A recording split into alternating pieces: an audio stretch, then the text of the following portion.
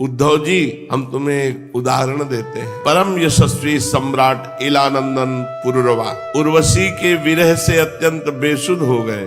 जब उनका वो विरह शोक हटा, जब वैराग्य हुआ, तब उन्होंने गाथा गाई, वो मैं तुम्हें सुनाता हूं। राजा पुरुरवा बड़े तेजस्वी सम्राट थे, इतने पुण्यात्मा थे कि एक दिन उर्वशी अप्सरा को एक बगीचे में देखा। वो आई ही थी इन्हीं के लिए।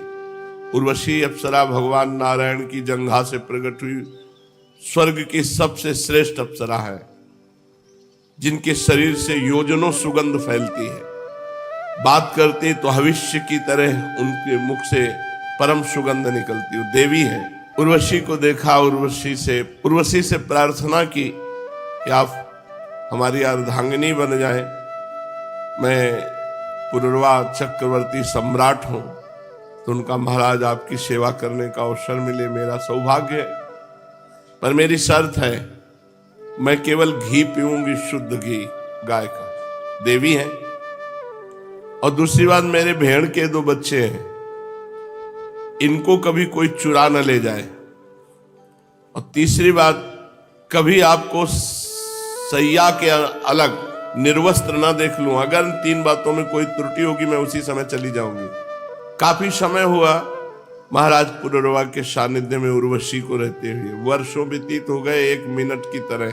इतना सुंदर संयोग। उर्वशी जी परम सुंदर और परम पवित्र देवी हैं। वो देवराज इंद्र को अच्छा नहीं लगा कि उनकी सभा की अप्सरा किसी मनुष्य के पास इतने दिन तक रहे, तो उन्होंने 2 गंधर्वों को भेजा कि अंतर्ध्यान होकर जाओ और उनके महल में घुस करके उनके बच्चे चुरा लो भेड़ के, और फिर इतना प्रकाश करना जब पुरुरवा भगे कि उसके पूरे शरीर का दर्शन उर्वशी को हो जाए। तो गए, भेड़ के बच्चे को चुराया और लेकर जाने लगे। तो उर्वशी ने कहा, महाराज देखो, मेरे भेड़ के बच्चों को कोई चुरा रहा है। तो वो सैया में ही पड़े थे, एकदम भागे, वैसे तो चमक पड़े हुए, तो गंधर्व थे। तो उनके तेज में दिगंबर देखा, उनको नग्न देखा और भेड़ के बच्चे चुरा ले गए। उर्वशी अंतर्ध्यान हो गई। अब जो महाराज की दशा हुई कि पागल हो गए, वैसे ही नंग धड़ंग घूम रहे, शरीर की शुद्धि नहीं। चक्रवर्ती सम्राट होकर उर्वशी के विरह का बहुत वर्णन है, यहां तक कि वो मृत्यु जनित दुख को प्राप्त। हा उर्वशी, हा उर्वशी। तो जब उनको वैराग्य हुआ, राजा पुरुरवा नग्न होकर पागल की भांति अपने को छोड़कर भागती हुई उर्वशी के पीछे अत्यंत विह्वल होकर दौड़ने लगे और कहने लगे, देवी, ए निष्ठुर हृदय, थोड़ी देर ठहर जा, भाग मत। उर्वशी ने उनका चित्त आकृष्ट कर लिया था और उर्वशी से उनकी अभी तृप्ति नहीं हुई थी। वे क्षुद्र विषयों के सेवन में इतने डूब गए थे कि उन्हें वर्षों की रात्रियां न जाती मालूम पड़ी और न आती। पुरुरवा ने कहा, हाय हाय, भला मेरी मूढ़ता तो देखो। जब वैराग्य हुआ, काम वासना ने मेरे चित्त को कितना कलुषित कर दिया।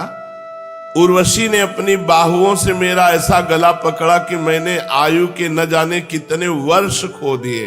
ओहो, विस्मृति की भी एक सीमा होती है। हाय हाय, उर्वशी ने मुझे लूट लिया। सूर्य अस्त हो गया या उदित हुआ, ये भी मुझे ज्ञान नहीं रहा उर्वशी की आसक्ति में। बड़े खेद की बात है कि बहुत से वर्षों के दिन पर दिन बीतते गए और मुझे मालूम तक न पड़ा। ओह, आश्चर्य है, मेरे मन में इतना मोह बढ़ गया, जिसने नरदेव शिखामणि चक्रवर्ती सम्राट मुझ पुरुरवा को स्त्री का गुलाम बना दिया। देखो तो, मैं प्रजा को मर्यादा में रखने वाला सम्राट हूं, मुझे मेरे राजपाट को तिनके की तरह छोड़कर उर्वशी गई और मैं पागल हो गया।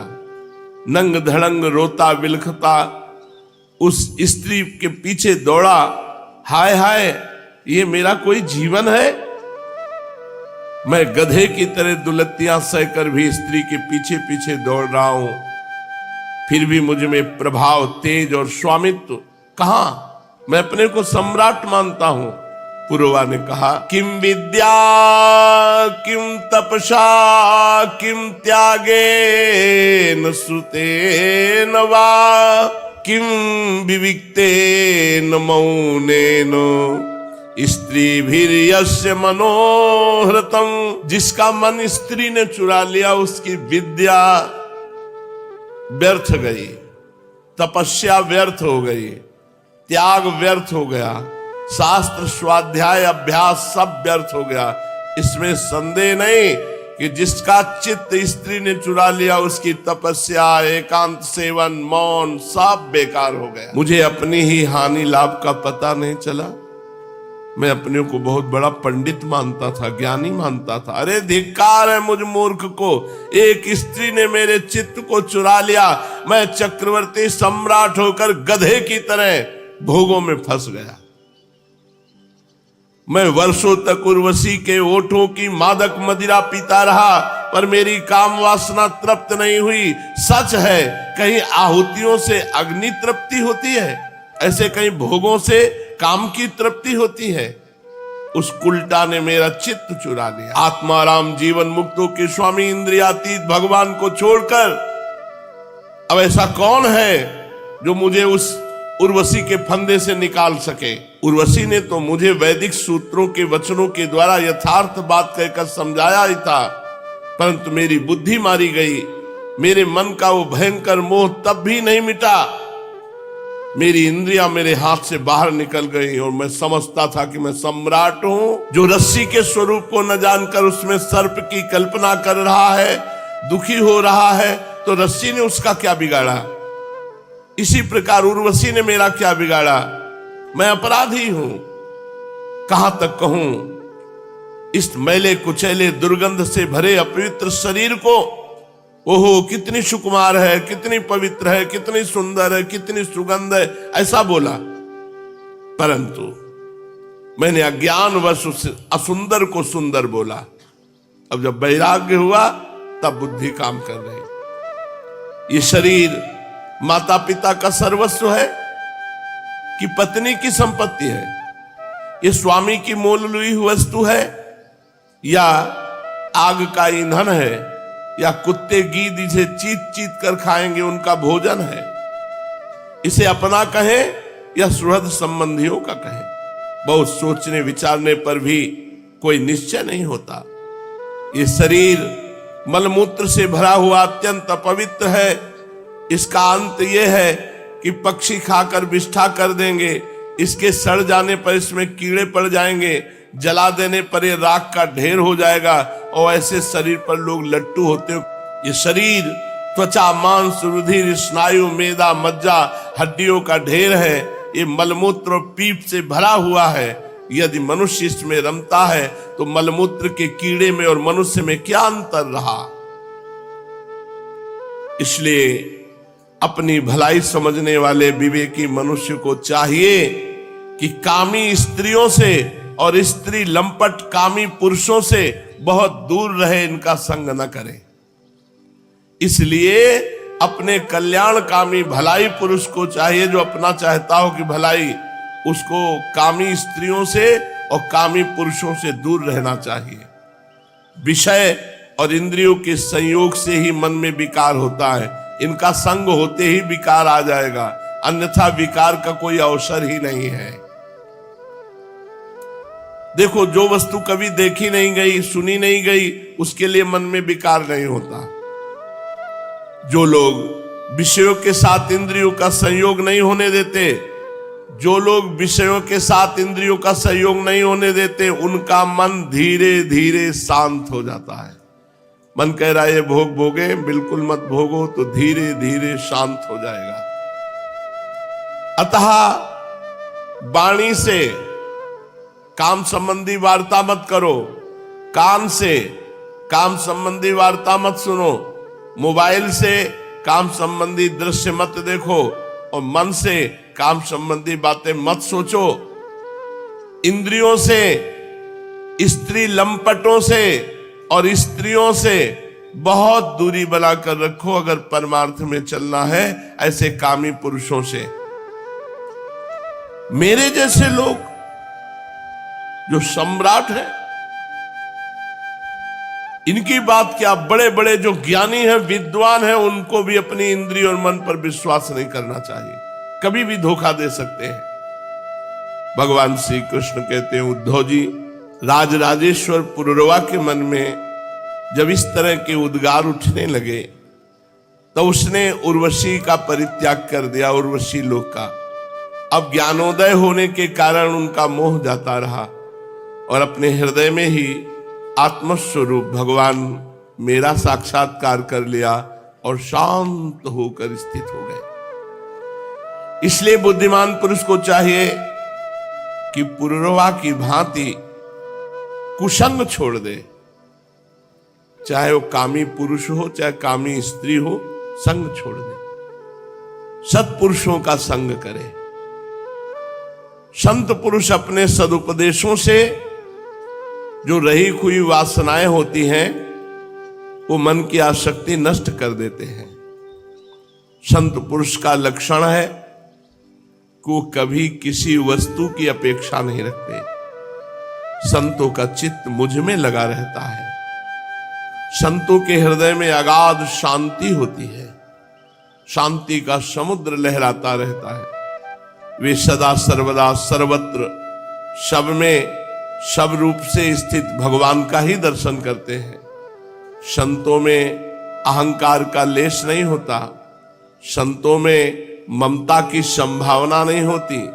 वे सर्दी गर्मी सुख दुख आदि द्वंद्वों से एक रस रहते हैं, इन कोई द्वंद्व का प्रभाव नहीं पड़ता। बौद्धिक मानसिक शारीरिक और परमार्थ संबंधी किसी प्रकार का वो परिग्रह भी नहीं रखते।